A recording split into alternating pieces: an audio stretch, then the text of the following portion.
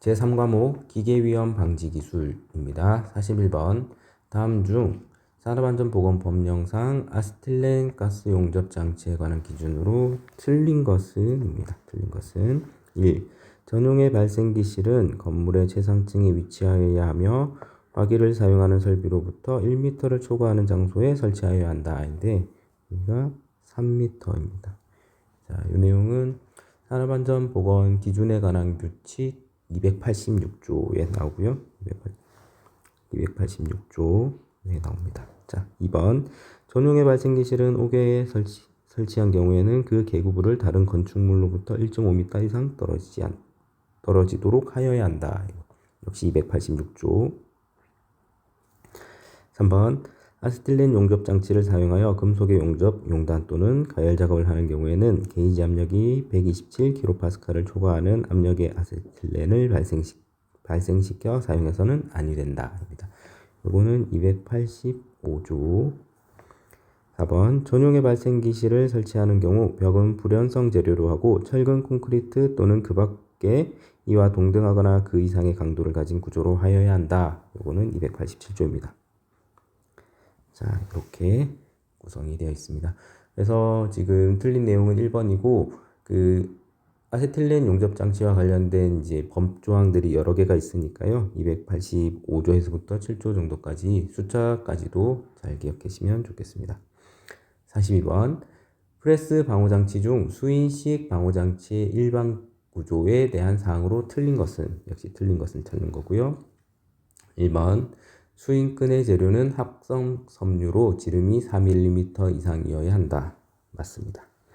수인끈의 길이는 작업자에 따라 임의로 조정할 수 없도록 해야 한다인데 요거는 작업자 여기 있죠. 작업 공정 그리고 작업자의 신체적인 특성에 따라서 길이를 조정할 수 있어야 합니다. 그래야 이제 그 현장에 맞게끔 바꿀 수 있기 때문에 조정하여서 적합하게 만들 수 있기 때문에 조정이 가능하도록 구성이 되어야 합니다. 3번 수인끈의 안내통은 끈의 마모와 손상을 방지할 수 있는 조치를 해야 한다. 맞고요. 손목밴드의 재료는 유연한 내유성 피혁 또는 이와 동등한 재료를 사용해야 한다. 역시 맞는 내용입니다. 방호장치 안전인증고시 별표 1번에 나타나 있으니 이 부분도 같이 보시면서 정리하시면 좋겠습니다. 자, 43번 회전 중인 연삭숫돌이 근로자에게 위험을 미칠 우려가 있을 시 덮개를 설치하여야 할 연삭숫돌의 최소지름은 덮개를 설치해야 하는 조건의 최소지름은 무엇입니까? 이고요. 산업안전보건 기준에 관한 규칙 제122조 연삭숫돌의 덮개에서 설명을 하고 있습니다. 사업주는 회전 중인 연삭숫돌 지름이 5cm 이상인 것으로 한정한다 라고 했을 때 근로자에게 위험이 미칠 우려가 있는 경우에 부위에 덮개를 설치해야 한다. 그래서 정답은 1번 되겠습니다. 자, 44번 밀링 작업의 안전조치에 대한 설명으로 적절하지 않은 것은 이고요. 1번 절삭 중에 칩 제거는 칩 브레이커로 한다 인데 칩 브레이커가 아니라 브러쉬로 한다 라고 해야 맞는 내용이 됩니다. 이건 틀린 거죠. 네, 그래서 답은 1번. 2번 공작물을 고정할 때에는 기계를 정지시킨 후 작업한다. 그리고 강력 절상을 할 경우에는 공작물을 바이스에 깊게 물려 작업한다. 자, 이 부분이 이제 얕게 물려서 작업한다 이런 식으로 바뀌어서 많이 출제되는 그런 문제이니까 다른 보기까지도 잘 보시면 좋겠고요. 가공 중 공작물의 지수를 측정할 때는 기계를 정지시킨 후 측정한다. 맞죠? 네, 칩 브레이커는 그 발생하는 칩을 짧게 끊어지도록 절단하는 장치이니까 칩 제거는 브러쉬로 한다. 칩 브레이커는 다른 용도이다 라고 정리해서 알고 계시면 되겠습니다. 45번 산업안전보건법령상 보일러의 폭발 위험 방지를 위한 방호장치가 아닌 것은 자, 이런 기계장치들의 위험기계기구 장치들의 방호장치는 매칭을 해서 잘 기억하셔야 합니다. 보일러의 방호장치에는 압력 방출장치, 압력 제한 스위치, 고저수위 조절장치, 화형 검출기가 있습니다. 그래서 해당하지 않는 건 급정지 장치이고 급정지 장치는 롤러기의 방호장치입니다. 롤러기의 방호장치이니까 해당하지 않는다. 그래서 매칭을 다른 위험 기계기구들도 마찬가지로 잘 정리하셔야 되겠습니다. 46번 반복 응력을 받게 되는 기계 구조 부분의 설계에서 허용 응력을 결정하기 위한 기초 강도로 가장 적합한 것은 항복점, 극한 강도, 크리프 한도, 피로 한도. 예. 문제에서 설명하는 건 피로 한도에 대한 설명이고, 피로 한도라는 거는 재료가 반복 가중을 받게 되면 피로가 발생하게 됩니다. 결국은 나중에 파단하게 되는데, 아무리 반복 가중을 받아도 파단하지 않는 수준을 피로 한도라고 합니다. 자, 47번. 다음 용접 중 불꽃 온도가 가장 높은 것은 1. 산소 메테인 용접, 2번 산소 수소 용접, 산소 프로페인 용접, 4. 산소 아세틸렌 용접입니다. 자, 답은 4번이 되고요. 각각의 용접에 대한 최고 온도가 해설에 나와 있습니다. 모든 걸 다 기억하실 수는 없겠지만 산소 아세틸렌 용접의 온도가 가장 높다 정도까지, 그리고 뭐 숫자까지 기억해 주시면 더 좋겠네요. 48번. 산업안전보건법에 따른 승강기의 종류에 해당하지 않는 것은 리프트, 승객용 승강기, 에스컬레이터, 화물용 승강기입니다. 산업안전보건 기준에 관한 규칙 132조 승강기의 종류에 나옵니다. 자, 첫 번째, 승객용 엘리베이터, 사람의 운송에 적합하도록 설치된 엘리베이터를 승객용 엘리베이터라고 하고요. 두 번째, 승객 화물용 엘리베이터, 사람의 운송과 화물 운반을 겸용하는 곳입니다. 그리고 세 번째, 화물용 엘리베이터, 화물 운반에 적합하게 된 엘리베이터이고요.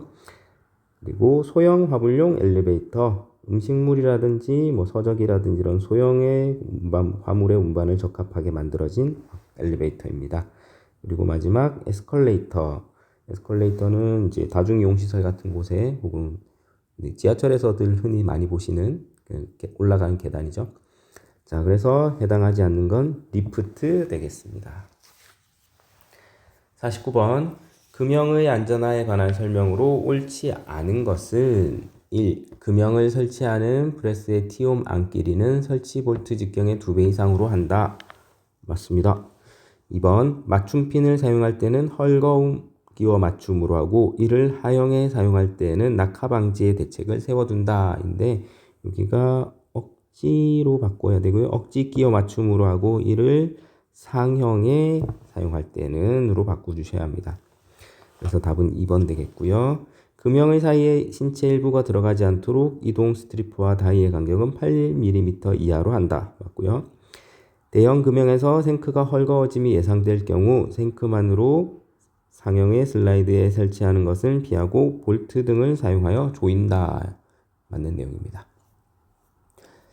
자, 50번. 사람이 작업하는 기계 장치에서 작업자가 실수를 하거나 오조작을 하여도 안전하게 유지하게 하는 안전설계 방법은인데요.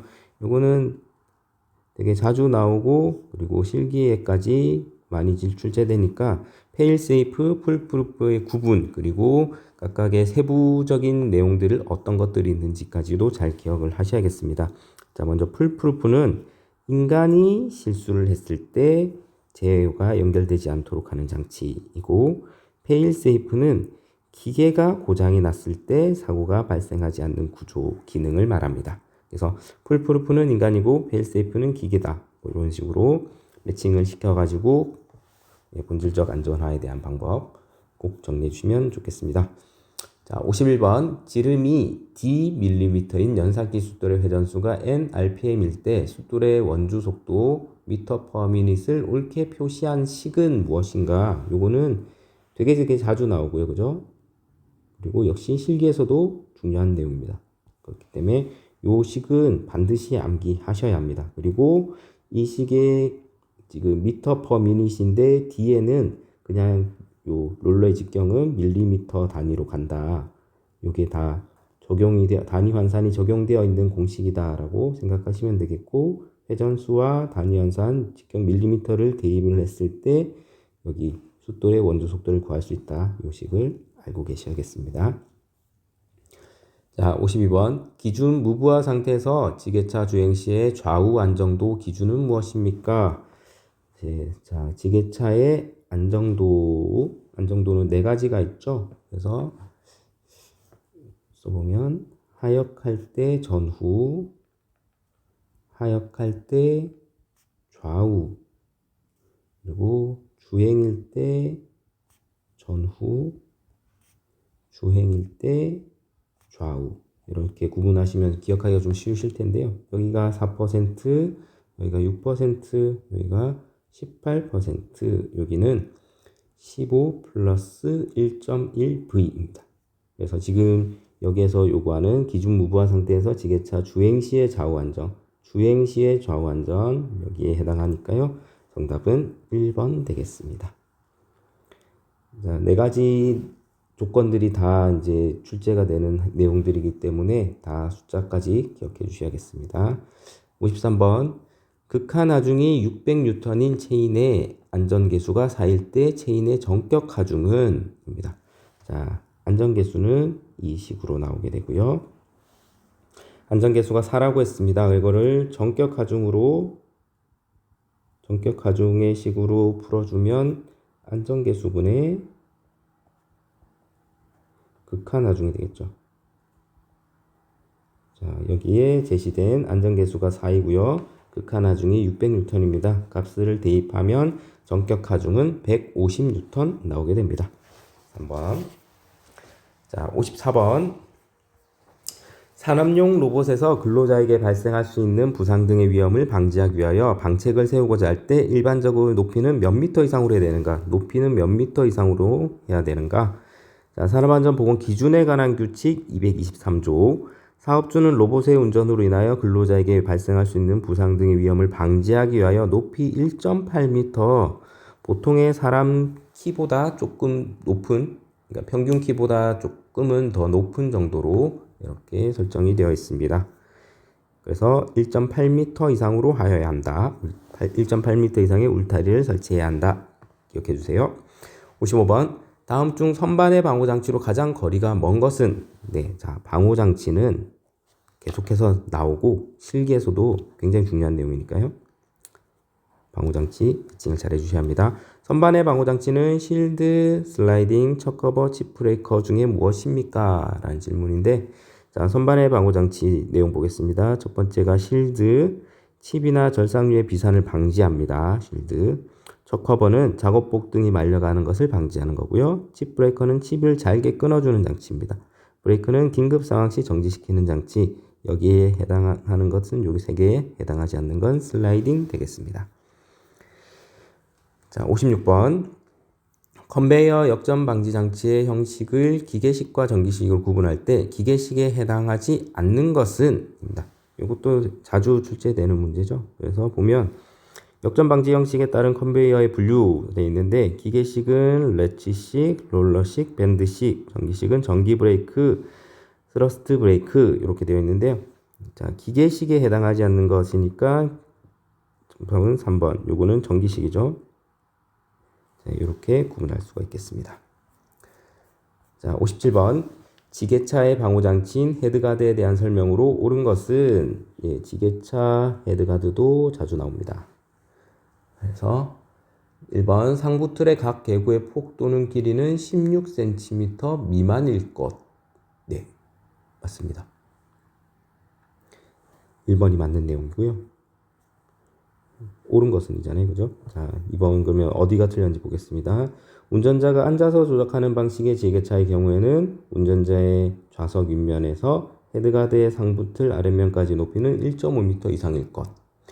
자, 이렇게 안전보건 기준에 관한 규칙 180조에서 헤드가드를 설명을 하고 있는데요. 자, 여기서 운전자가 앉아서 조작하거나 서서 조작하는 지게차의 헤드가드는 한국산업표준에서 정하는 높이 기준 이상입니다. 그래서 좌식일 때는 903mm, 입식일 때는 1905mm 이상입니다. 그래서 요 2번과 4번에 대한 내용은 동시에 이렇게 정해져 있으니까 높이들이 숫자가 틀렸죠. 그리고 3번 지게차에서는 최대 하중의 2배값, 요게 4톤을 넘는 경우 4톤에 넘는 값에 대해서는 4톤으로 한다. 여기 4톤으로 정해져 있습니다. 이 숫자까지도 잘 기억해 주시면 좋겠습니다. 자, 58번. 다음 중 선반에서 절삭 가공 시 발생하는 칩을 짧게 끊어지도록 공구에 설치해야 되어 있는 방호장치 일종인 칩 제거 기구를 무엇이라 하는가? 요거는 지금 요 회차에서도 되게 자주 나왔죠. 칩 브레이커. 칩 브레이커는 선반에서 절삭 가공 시 발생하는 칩을 짧게 끊어지도록 절단하는 장치입니다. 18번까지 했고요. 자, 59번. 기계 설비의 작업 능률과 안전을 위한 배치의 3단계를 올바른 순서대로 나열한 것은, 자, 작업 능률과 안전을 위한 배치입니다. 자, 이거는 여기 해설에서 나타나게 되는데 큰 곳에서부터 작은 곳으로 보시면 됩니다. 그래서 지역 배치, 건물 배치, 기계 배치 순서인 1번 되겠습니다. 자, 60번. 질량이 100kg인 물체를 그림과 같이 길이가 같은 두 개의 와이어 로프로 매달아 옮기고자 할 때 와이어 로프에 걸리는 장력은 몇 뉴턴인가? 입니다. 자, 무게가 주어졌고 와이어 로프의 각도가 되었습니다. 그래서 와이어 로프 한 가닥에 걸리는 하중을 계산할 때는 요 식을 씁니다. 요 식. 그래서 요게 W가 되고요. 여기가 세타입니다. 그래서 대입을 해보면 2분의 100 나누기 코사인 2분의 120입니다. 그러면 100kg이 나오고요. 요거를 뉴턴으로 물어봤으니까 요 9.8을 곱해주게 되면 980 뉴턴 되겠습니다.